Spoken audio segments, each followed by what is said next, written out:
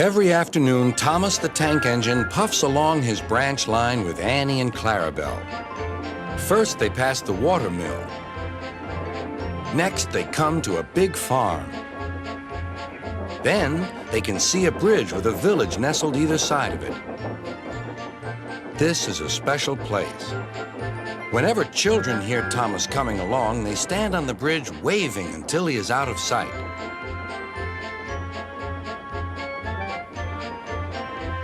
One day, Thomas was running late. He had stopped at the signal before the bridge to talk to some new children. Percy the green engine was waiting too. "Hurry up, Thomas," called Percy when the signal dropped. "If you're late, Sir Topham Hatt may get a new engine to replace you." He would never do that, thought Thomas, but he was worried. Next day, Thomas hurried along the line. Just ahead was the goods yard. There, on the platform, was an inspector waving a red flag.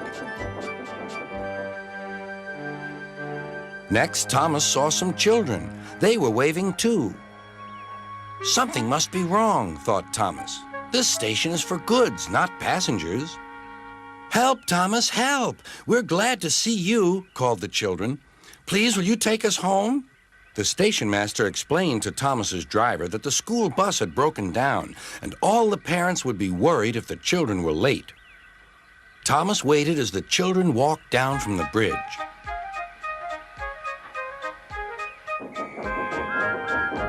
Then he took the children to the next station where Bertie was waiting to take them home. When Thomas finished his journey, he was very late. He was worried that Sir Topham Hatt might be cross with him. "I warned Thomas," puffed Percy to James.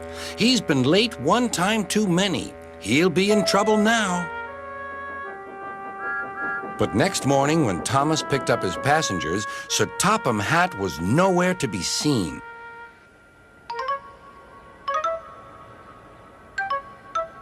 "Thank goodness," sighed Thomas.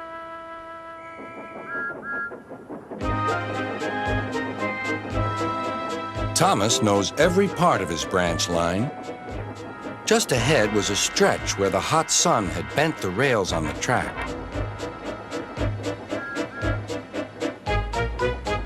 "Careful, Thomas," called his driver, but it was too late.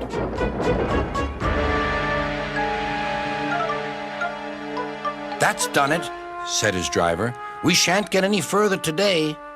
"But what about my passengers?" asked Thomas. "Don't worry, they'll be looked after," replied his driver. While workmen repaired the line, Thomas had to shunt freight cars in the yard. Bertie came to see him. "I understand you need my help again." "Yes, Bertie," replied Thomas sadly. "I can't run without my rails." Bertie set off to collect Thomas's passengers.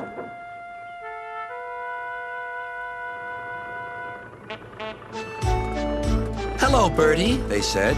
"We're glad you're here." Bertie drove along the road that runs by the railway.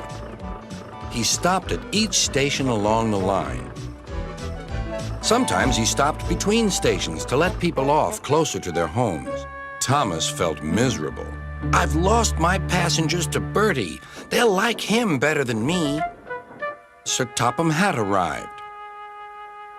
"Your branch line is repaired. I'm going to change your timetable so that you and Bertie can work together more." When Thomas reached the station, there, to his relief, were all his passengers. "Bertie is a good bus, but we missed our train rides with you," they said. Later, Thomas spoke to Bertie. "Thank you for looking after my passengers."